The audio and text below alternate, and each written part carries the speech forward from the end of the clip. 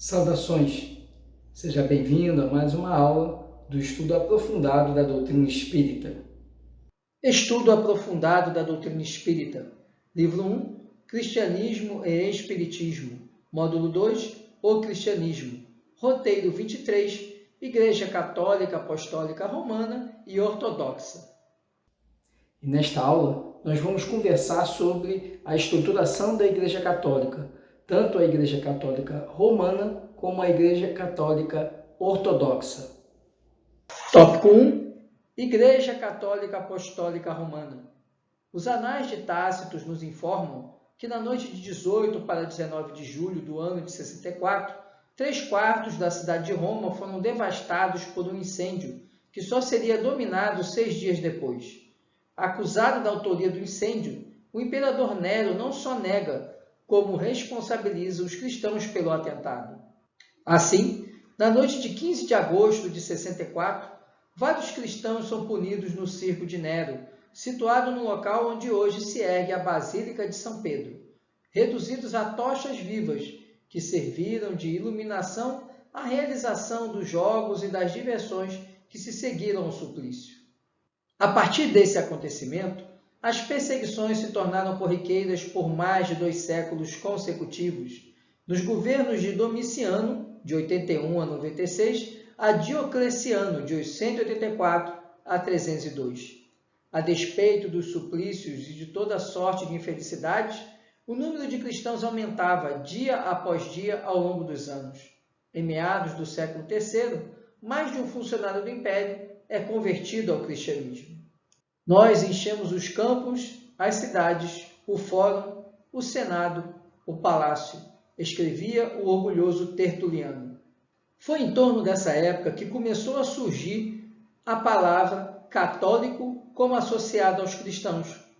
Esse termo católico, ele tem o sentido de algo que é universal e acabou sendo incorporado aos escritos das igrejas do Ocidente e do Oriente. Mas a palavra católico, ela já era utilizada muito antes mesmo de Cristo. Por exemplo, alguns escritores como Aristóteles, Políbio e Zanão utilizavam o termo trazendo o sentido universal como o contrário do que é particularizado.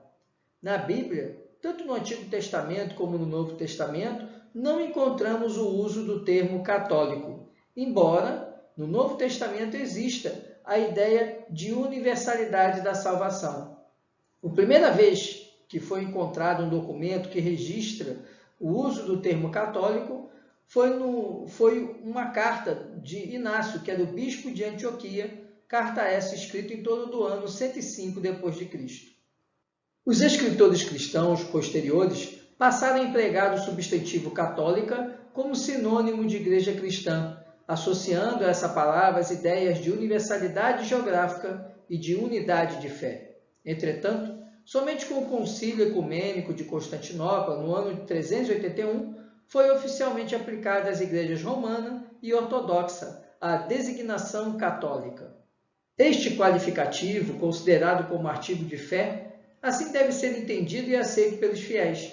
Creio na una, santa, católica e apostólica Igreja. Com a Reforma Protestante e pela determinação do Concílio de Trento em 1571, restringiu-se o significado da expressão católica, que passou a designar especialmente a Igreja de Roma. À denominação Igreja Católica acrescentou-se a palavra romana. Os historiadores apontam que as primeiras raízes do catolicismo teriam ocorrido ali em torno dos anos de 250 a 260, no governo do imperador Valeriano, que promoveu um cruel e impiedoso ataque às comunidades cristãs, procurando atingir principalmente os líderes religiosos, com a intenção de eliminar a fé cristã do Império Romano. Mas acontece que essas perseguições elas tiveram o sentido inverso. Elas funcionaram como importantes recursos de propaganda e de expansão do cristianismo. Porque os princípios da bondade, da caridade, do perdão, que eram ministrados pelo cristianismo, acabaram encontrando eco nos corações e seduzindo as consciências dos estudiosos. Assim, a influência no segundo século do cristianismo alcança principalmente os intelectuais, que induzidos ali pelos ensinamentos de Jesus, começam ali a divulgar e a difundir. Por exemplo, Tertuliano apresentou nessa época a sua apologia do cristianismo, ganhando assim admiração e respeito. Além disso, Clemente de Alexandria e Orígenes trazem também uma palavra abalizada defendendo a filosofia cristã. O trauma resultante das perseguições impeliu os cristãos a desenvolver estratégias que, de certa forma, pudessem neutralizar os constantes ataques de que eram vítimas. Delineia-se, então, a partir desse período, uma organização institucional, que será conhecida como a monarquia papal. Importa considerar que a organização da Igreja Católica nos conduz necessariamente à organização da Igreja Cristã primitiva em Roma, que, por sua vez, reflete a estrutura organizacional das sinagogas. Originalmente, a Igreja Cristã consistia de uma constelação de igrejas independentes, cujos adeptos se reuniam nas casas dos membros abastados da comunidade. Cada uma dessas casas contava com seus próprios líderes, os anciãos ou presbíteros. É importante que nós observemos que os membros na igreja, nessa época, eram em sua maioria imigrantes, escravos, também pessoas livres. Essa diversidade cultural favoreceu a existência de uma série de rituais, de doutrinas confusas e conflitantes. Dentro dessa situação, de um lado, a perseguição dos romanos e dos judeus, e do outro lado, os conflitos doutrinários, acabou sendo fácil e natural a aceitação pelos cristãos de Roma do episcopado monárquico. Esse episcopado, que antecede a monarquia papal, determinou que a direção da Igreja Romana caberia a um bispo, sistema oposto ao existente de administração da Igreja por um colégio de anciãos, comuns nas demais igrejas cristãs do Império. A administração por parte dos anciãos estava fundamentada nos preceitos da Assembleia ou Eclesia, herdados das tradições judaicas.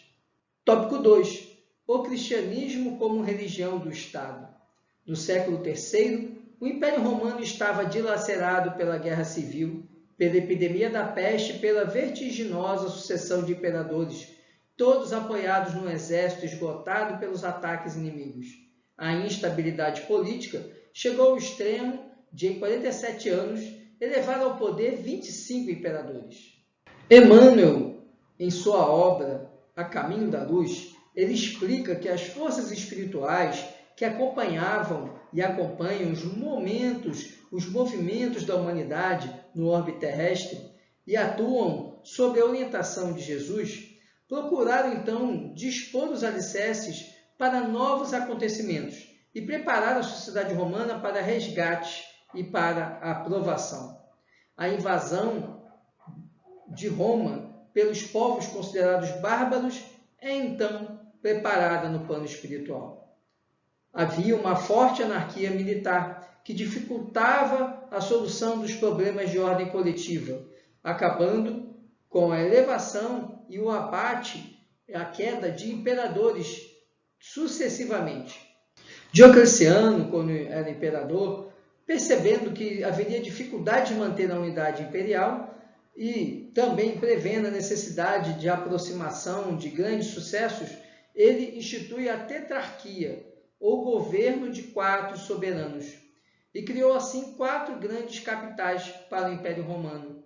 Diocleciano então se retira para Salona e acaba ocorrendo uma rebelião militar, que acabou aclamando Constantino, e isso contrariou as disposições dos 2 Césares, que eram os sucessores de Diocleciano e Maximiano. Em razão disso, se estabelece um grande confronto, uma grande luta, e Constantino vence Maxêncio às portas de Roma e acaba adentrando a cidade vitorioso e para ser recebido em triunfo pelo povo romano. E assim, Constantino elevado a imperador, com ele ascende também o cristianismo. E o cristianismo passa a figurar junto ao Estado, através do Edito de Milão. A história registra que Constantino foi proclamado imperador na Bretanha em 306, enquanto Maxêncio conspirava em Roma. Constantino prosseguiu com suas campanhas na Gália e entrou em Roma com seu exército em 312, derrotando Maxêncio às margens do rio Tibre. Em 324, fez-se imperador do Ocidente e do Oriente. Em 330, converteu a cidade grega de Bizâncio em capital do Império, com o nome de Constantinopla. Em 1453, sob o domínio turco, foi rebatizada de Istambul. É interessante que Constantino, ele não se declarava cristão e, inclusive, ele só foi batizado em seu leito de morte, mas ele se declarava como protetor da igreja. E assim, o cristianismo é declarado por Constantino como religião oficial do Império Romano. O Concílio de Nicéia, ele foi convocado então pelo imperador, e esse concílio aconteceu em 325, numa sala do Palácio Imperial. As conclusões do concílio foram compendiadas como um símbolo de fé e promulgadas como lei do Império. Transformar o cristianismo em religião foi um ato político do imperador, amparado por suas percepções psíquicas. Leon Denis explica que o imperador Constantino ele era dotado de faculdades mediúnicas e, portanto, sujeito à influência dos espíritos. Os principais sucessos na vida do imperador Constantino são envoltos por intervenções ocultas. Quando Constantino se preparava para invadir Roma, ele teve um impulso interior que o induziu a se recomendar a algum poder sobrenatural e invocar a proteção divina com o apoio das forças humanas. Ao fazer isso, ele entra em meditação, refletindo sobre as questões políticas que ele havia presenciado. E ele percebeu que era equívoco, era engano, depositar confiança na multidão de deuses que eram cultuados em Roma. Ele então reflete sobre o seu próprio pai, Constâncio, que era um indivíduo que acreditava na existência de um Deus único e que havia terminado seus dias, havia morrido em paz. E nesse momento, então, Constantino ele decide fazer uma prece ao Deus de seu pai, ao Deus único que seu pai cultuava. E assim, ao ele fazer essa prece, pedindo que Deus ele prestasse então força para que Constantino tivesse êxito, ele recebe como resposta a essa prece uma visão maravilhosa, que ele depois mesmo relataria muitos anos depois. E ele afirmou que, ao estar ali marchando à frente às tropas, ele viu no céu, acima do sol que já se preparava para pôr, uma cruz luminosa, e nessa cruz havia a inscrição: com este sinal vencerás. Todo o exército e espectadores que o rodeavam viram com ele esse fenômeno. Então, foram chamados ourives e o imperador deu instruções a eles para que a luz, essa luz dessa cruz misteriosa, fosse reproduzida em ouro e em pedras preciosas. Foi assim que Constantino, em seu caminho de realizações, consegue proteger o cristianismo e os cristãos das perseguições. Consegue levar a efeito a nova organização administrativa do Império, começada no governo de Diocleciano, dividindo em 4 prefeituras, que foram as do Oriente, da Ilíria, da Itália e das Gálias, que, por sua vez, eram divididas em dioceses dirigidas, respectivamente, por prefeitos e vigários. Fim do reinado de Constantino, aparecem os seus filhos, que lhe não seguem as tradições. Mas, por volta do ano 381, surge a figura de Teodósio, que declara o cristianismo religião oficial do Estado, decretando simultaneamente a extinção dos derradeiros traços do politeísmo romano. É então que todos os povos reconhecem a grande força moral da doutrina do crucificado, pelo advento da qual milhares de homens haviam dado a própria vida no campo do martírio e do sacrifício. Tópico 3. A monarquia papal. Durante o governo de Constantino, os bispos de Roma alcançaram um prestígio jamais imaginado. Eles se tornaram celebridades comparáveis aos mais prestigiados senadores da cidade. Era de se esperar que os bispos de todo o mundo romano assumissem agora o papel de juízes, governadores, enfim, de grandes servidores do Estado.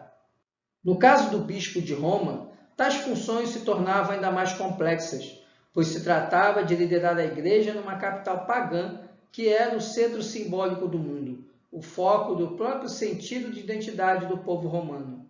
Constantino lavou as mãos com relação a Roma em 324 e tratou de criar uma capital no leste. Caberia aos papas criar uma Roma cristã. Eles deram início a tal empreendimento construindo igrejas, transformando os modestos tituli, que eram centros eclesiásticos comunitários, em algo mais grandioso e criando edifícios novos e mais públicos, se bem que a princípio em nada rivalizassem com as grandes basílicas imperiais de Latrão e de São Pedro, esta mandada construir por Constantino. Nos 100 anos seguintes, as igrejas se espalharam pela cidade. Emmanuel, na obra Caminho da Luz, ele traz a seguinte explicação. Ele fala que os homens não compreenderam a dádiva do plano espiritual, porque logo depois da vitória, os bispos romanos eles começaram a exigir prerrogativas para eles, que acabavam oprimindo os humildes companheiros do episcopado. Acabou que o espírito de ambição e de imperialismo que funcionava e que movia o Império Romano acabou dominando também a Igreja de Roma. E ela acabou tomando o papel de soberana e de censora de todas as demais igrejas do planeta. Por outro lado, ao cooperar com o Estado romano, com o Império Romano, ela utiliza essa força do Império para fazer valer as suas ordens, ainda que arbitrárias.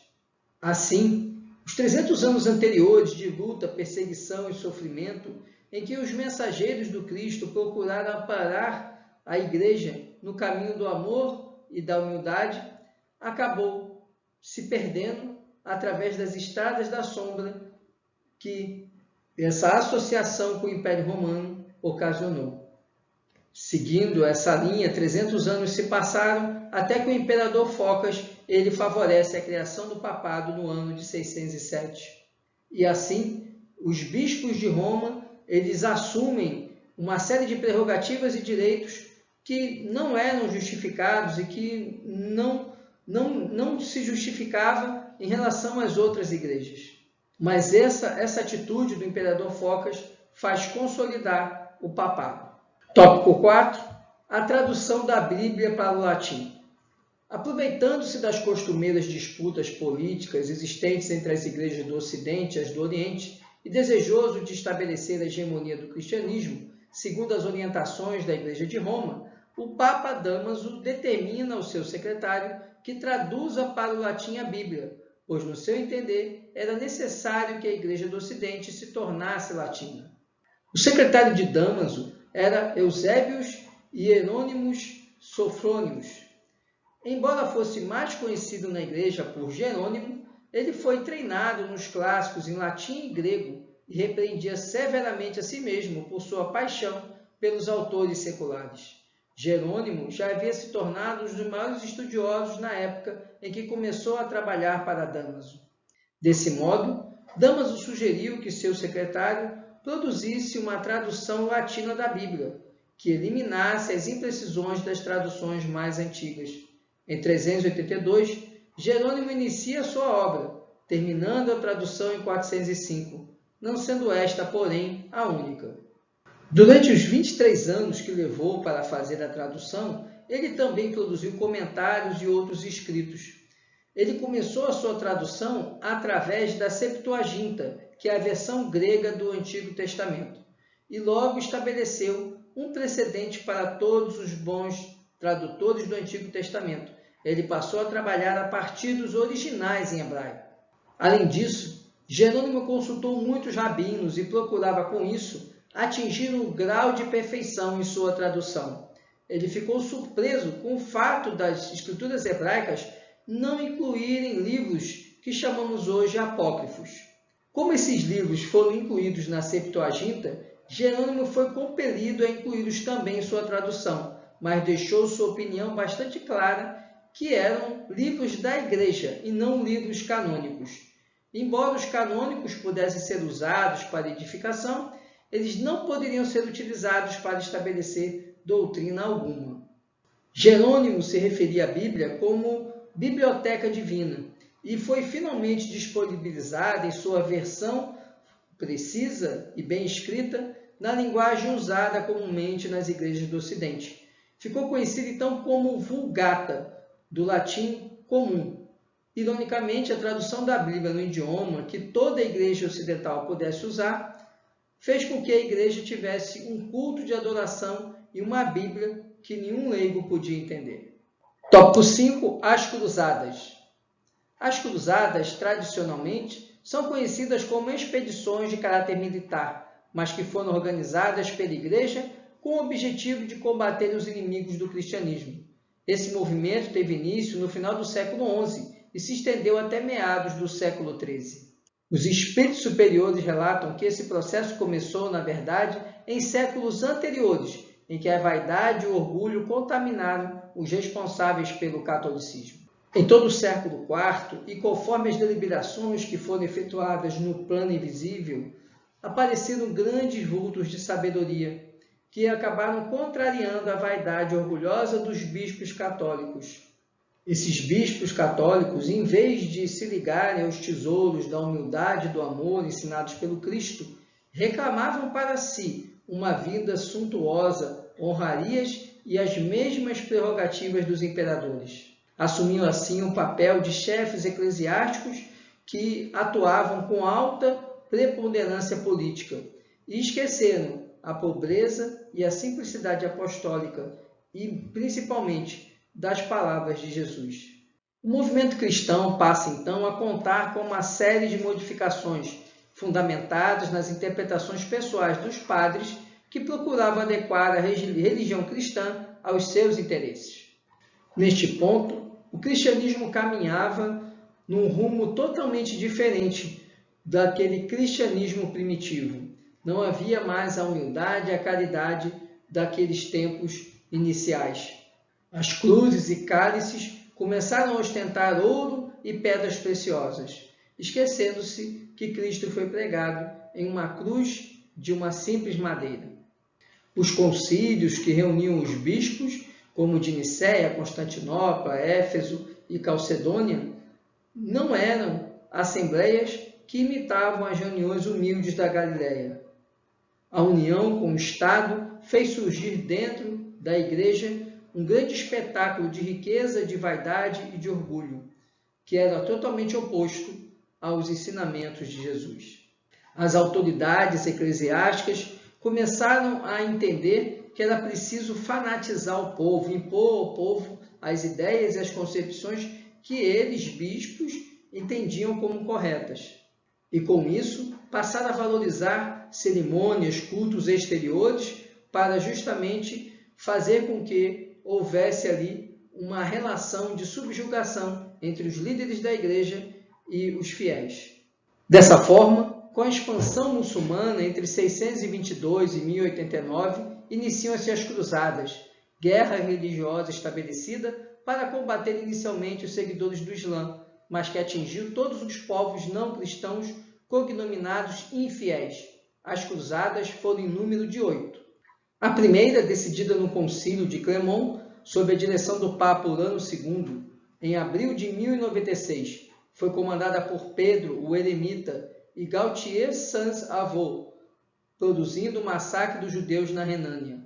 A segunda é realizada em 14 de dezembro de 1145, por ordem do Papa Eugênio III, é coordenada pelo rei da França, Luís VII, e pelo imperador alemão, Conrado III. Surge a figura muçulmana de Saladino, que muito trabalho deu aos cruzados. A terceira cruzada foi organizada em 1188 por Frederico Barbarossa, imperador alemão, Filipe Augusto, rei de França, e Ricardo Coração de Leão, rei da Inglaterra, a pedido do Papa Gregório VIII. A quarta cruzada, programada em 1198 pelo Papa Inocêncio III, é dirigida por Bonifácio I de Montferrat e Balduíno IX de Flandres. A quinta cruzada inicia-se em 1215, após o apelo do Papa Inocêncio III, no quarto concílio de Latrão. Foi dirigida por João de Brienne, rei de Jerusalém, e André II, rei da Hungria. A Sexta Cruzada, sob o domínio do Papa Gregório IX, começa em novembro de 1225, tendo como comandante o imperador Frederico II de Hohenstaufen. A Sétima Cruzada é decidida no Concílio de Lyon, em 1248, e tem o comando do rei Luís IX, São Luís. A Última Cruzada, iniciada em março de 1270, também é comandada por Luís IX, mas o exército cruzado, em 3 meses, é arrasado pela peste e o que sobrou foi dizimado por uma tempestade. A Igreja de Roma, portanto, acabou herdando costumes romanos e também disposições que foram sendo incorporadas dentro do cristianismo, inclusive algumas doutrinas pagãs que vieram modificar as tradições puramente cristãs, acarretando alterações de textos e também trazendo novidades que conflitavam com os ensinamentos do Cristo. Diante disso, surgem novos dogmas, novas doutrinas, culto de ídolos nas igrejas, festas nababescas com culto externo dentro da igreja cristã e que simplesmente copiavam costumes da Roma pagã. Tópico 6. Igreja Católica Apostólica Ortodoxa. Nos começos do cristianismo havia 5 patriarcas. Cada um deles era o cabeça de um centro de expansão da nova fé, e cada um deles tinha como função expandir o cristianismo numa certa direção geográfica. Primeiro, o patriarca de Jerusalém, no centro, onde Jesus morreu e ressuscitou. Ao norte, o patriarca de Constantinopla. Ao sul, o patriarca de Alexandria, no Egito. Ao oriente, o patriarca de Antioquia. E ao ocidente, o patriarca de Roma. O patriarca de Roma, nos séculos posteriores, passou a ser chamado de Papa. A Igreja Ortodoxa, uma das 3 grandes divisões do cristianismo, também denominada Igreja do Oriente ou Igreja Ortodoxa do Oriente, designa o grupo de igrejas que se consideram depositárias da doutrina e do ritual dos padres apostólicos. São os guardiões da moral cristã. Foram eles Clemente de Roma, Inácio de Antioquia, Policarpo de Esmirna, Hermes de Roma e Barnabé de Alexandria. A Igreja Ortodoxa, ela representa a fé histórica da cristandade oriental. E ela é mais limitativa, não só porque exclui os cristãos orientais e proíbe que eles se reúnam à Igreja Católica Apostólica Romana, como também não compreende que as igrejas se separaram no século V por motivos doutrinários. A Igreja Católica Apostólica Ortodoxa, também chamada de Igreja Grega, em oposição à Igreja Latina, que seria católica e romana, ela abrange grupos que se originaram do grande cisma de 1054. As igrejas orientais se subdividem, por sua vez, em 3 grupos: a ortodoxa do Oriente, as igrejas nestorianas e as dos monofisistas. As igrejas orientais, embora se aglutinem em torno da igreja romana, apresentam diferenças quanto aos ritos e às normas disciplinares. As igrejas orientais nestorianas têm como base as interpretações de Nestor, ou Nestório, patriarca de Constantinopla, no ano de 428. Nestor afirmava que em Jesus havia 2 eu, ou 2 pessoas, uma divina, com a sua natureza divina, e outra humana, com a sua natureza humana. Uma das características é que ele rejeitava a utilização do termo Theotokos, que é uma palavra usada para se referir a Maria como mãe de Deus. E Nestor se opunha ao uso desse termo porque ele entendia que abordava a divindade do Cristo, que poderia ofuscar a natureza humana que ele também entendia que o Cristo tinha. Então Nestor sugere o uso de um novo termo, que é o Christotokos, que seria a mãe de Cristo. E com isso ele afirma que Maria não era a progenitora da divindade, mas apenas da humanidade de Cristo. Esse pensamento de Nestor, ele promoveu intrigas e acabou gerando um 3º concílio ecumênico, que foi o de Éfeso, que aconteceu em 431. Esse concílio ele só terminou em 433 e foi favorável a Alexandria, quando o patriarca de Constantinopla foi exilado e transferido para o deserto do Líbano, onde ficou até o fim da sua vida. O termo, então, Theotokos, que designa a Virgem Maria, se tornou dogma da Igreja pelo sinal de ortodoxia, tanto para a Igreja do Oriente como para a do Ocidente.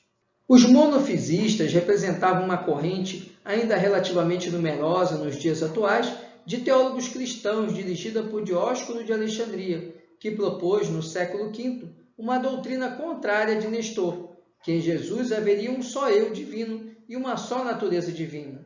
A sua tese foi rejeitada em 451 pelo Concílio de Calcedônia, que decretou em Jesus há uma só pessoa divina, um só eu, mas duas naturezas, a divina e a humana. Historicamente, essas igrejas têm origem nas comunidades cristãs de Antioquia, Alexandria, Corinto e Tessalônica.